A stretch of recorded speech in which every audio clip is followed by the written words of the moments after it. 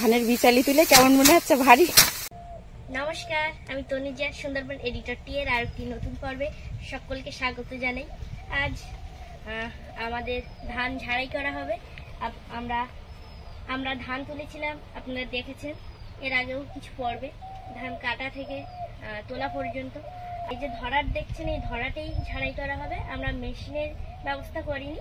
তো আশা করছি আজকের পর্বটা অবশ্যই ভালো লাগবে।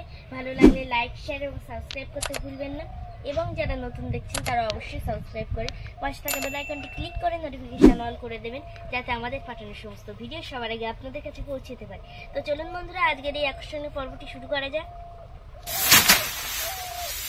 বন্ধুরা দেখছি এবছর আমাদের ভাড়াটে করে ধান পেটানো হচ্ছে। মেশিন আর আনা হয়নি, কারণ ধান ভালো হয়নি, আপনারা আগে জেনেছেন। আর মেশিনে ধরাও যাবে না ধানগুলো। এবার তো ধান ভালো হয়নি, মেশিনে তো ধরা যাবে না। মেশিনে ধরলে তো একদম কুটি কুটি হয়ে যাবে, কারণ তখন বর্ষায় ধানগুলো সব ডুবে গিয়েছিল। সব ধান মানে খুব নষ্ট হয়ে গেছে ধান গাছগুলো, সেই জন্য ধরাটা পেটানো হচ্ছে। তাছাড়া তো মেশিন আনতে গেলে তো মেশিনের একটা খরচ আছে। মেশিনের একটা খরচ তো অবশ্যই আছে, ওই খরচটা তো আমরা বহন করতে পারবো না, ওই জন্য ধারাতে যা ধান হয়েছে তো মেশিনের পয়সা তো হবে না। তাহলে বন্ধুরা, হয়তো বিঘাতে 2 বস্তা ধান পাবো আমরা। 2 বস্তা ধানের দাম 2000 টাকা। আমাদের মেশিন ভাড়া আনতে গেলে অতিরিক্ত অনেক খরচ আছে। তাহলে আমরা কি দিয়ে এই মেশিন ভাড়া করবো? সুতরাং আমরা এই হাত দিয়ে যতটা পাচ্ছি করার চেষ্টা করছি।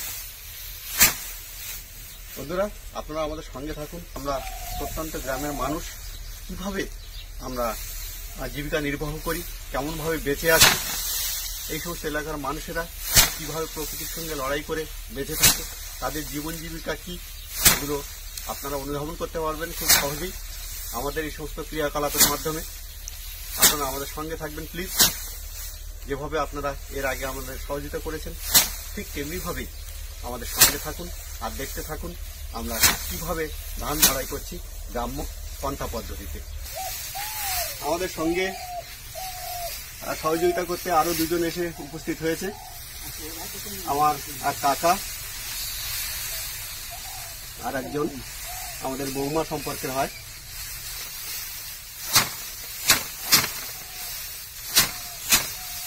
ধানের বিচালি তুলে কেমন মনে হচ্ছে ভারী? ওয়েট কতটা? দুয়াতে 2খানা করে নিচ্ছে ওয়েটের জন্য।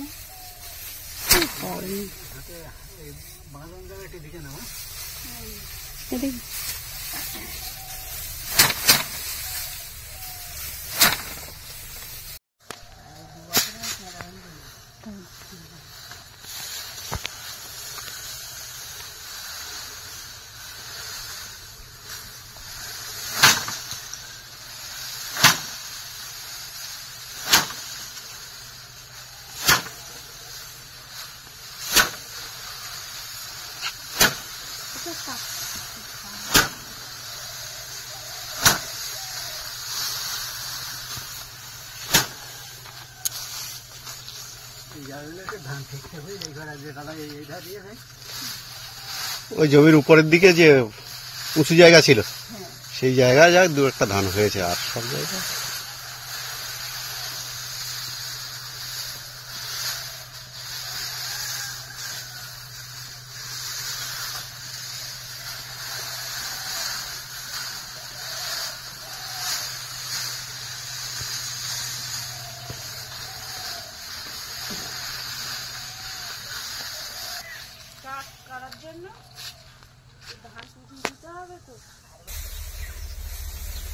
দেখানো হয়েছে যে ধান এবার ভালোই হয়নি, কতটা ধান পেটানো হয়ে গেছে, কিন্তু ধান কিন্তু সেভাবে ভালো হয়নি।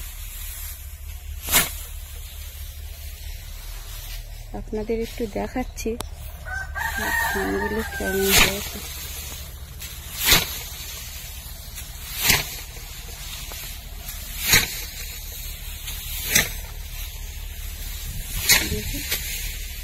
ধান কিন্তু এবার ভালো হয়নি,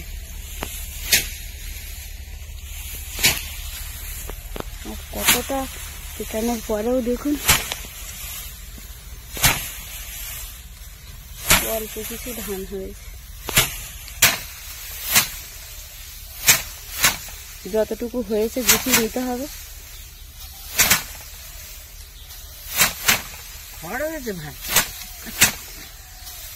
ওই জ্বালানির কাজে ব্যবহার করতে হবে।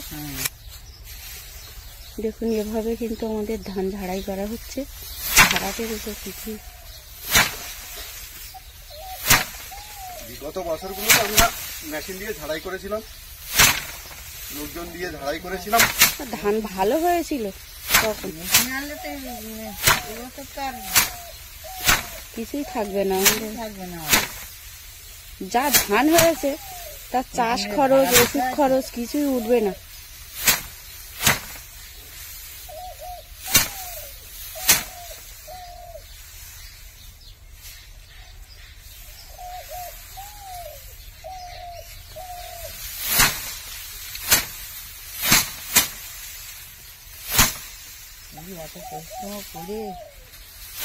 এই ধানটা দুধের স্বাদ, লম্বা দুধের স্বাদ।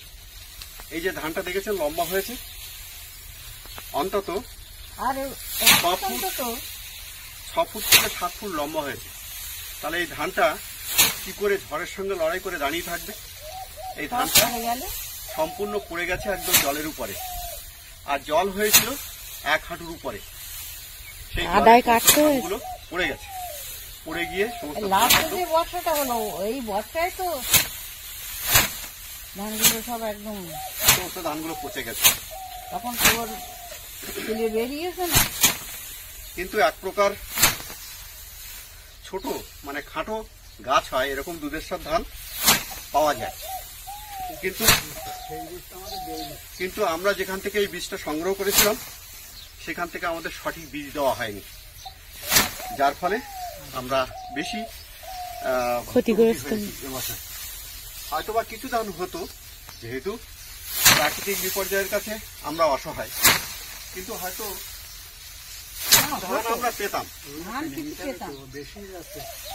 কিন্তু সেটাও আর আমরা পেলাম না। দেখুন নেট টানিয়ে দেওয়া হয়েছে যাতে ধান উপরে না উঠে যায়, এই জন্য নেট টানিয়ে দেওয়া হয়েছে চালের উপর থেকে। আজকে ওয়েদারটাও ভালো আছে মোটামুটি, হ্যাঁ উঠছে, ওই জন্য তো নেট টানিয়ে দেওয়া হয়েছে। একদিকে প্রাকৃতিক বিপর্যয়, অন্যদিকে কোনো কর্মসংস্থান নেই। এই অনিশ্চয়তার জীবন যাপনের মধ্য দিয়ে আমরা যারা চেষ্টা করি এখান থেকে আমাদের সন্তান সন্ততিদের একটু উন্নত পর্যায়ে লেখাপড়া শেখাতে, আমরা ব্যর্থ হয়ে যাই। কারণ অর্থই আমাদের অনর্থের মূল হয়ে দাঁড়ায়। তাই আমাদের চিরদিনই আমাদের সেই মানদত্তের আমল থেকে, আমাদের বাপ ঠাকুরদা থেকে শুরু করে, আমাদের সেই পূর্বপুরুষ থেকে শুরু করে, আর এই উত্তর প্রজন্মের সমস্ত প্রজন্মই আমাদের এইভাবেই বিপর্যয়ের মুখে পড়ছে। বন্ধুরা, আপনারা দেখতে পাচ্ছেন, বুঝতে পাচ্ছেন, আমাদের কথাবার্তা, আমাদের ক্রিয়াকর্মের মধ্য দিয়ে আপনারা সহজে অনুধাবন করতে পারছেন যে সুন্দরবনের প্রত্যন্ত মানুষেরা কিভাবে তারা বেঁচে থাকে, কিভাবে তারা সংগ্রাম করে বেঁচে আছে। আমরা যেখানে আছি আপনারা অবাক হয়ে যাবেন শুনলে, একেবারে বঙ্গোপসাগরের উপকূলে আমরা আমাদের শেষ সীমানায় আমরা দাঁড়িয়ে আছি। এখান থেকে আমাদের একফালি নদী আছে, সেই নদীর পরবর্তী পর্যায়ে রয়েছে অগভীর জঙ্গল। আপনারা জানেন যে সুন্দরবন ম্যানগ্রোভ অরণ্য, সেই অরণ্য আমাদের কিছুটা হলেও বাঁচিয়ে রেখেছে, এটা আমরা বলতে পারি। তারপরে সেই জঙ্গলের পরবর্তীতে রয়েছে অগভীর সমুদ্র। তো আমরা সুন্দরবনের অধিবাসী যারা আছি, এইভাবে গভীর সংকটের মধ্য দিয়ে আমাদের পূর্বপুরুষ থেকে আমাদের উত্তর পুরুষ আমরা সবাই বেঁচে আছি। আপনারা বন্ধুরা আমাদের সঙ্গে যেভাবে আগের ভিডিওগুলোতে ছিলেন, আজও আমাদের সঙ্গে সেইভাবে থাকুন, আর আপনারা উপলব্ধি করুন, দেখতে থাকুন সুন্দরবনের মানুষদের জীবনযাত্রা।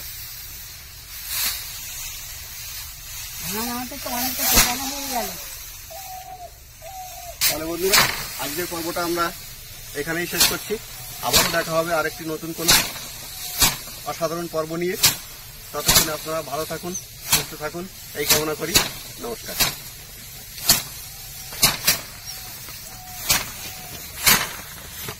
তুলবো।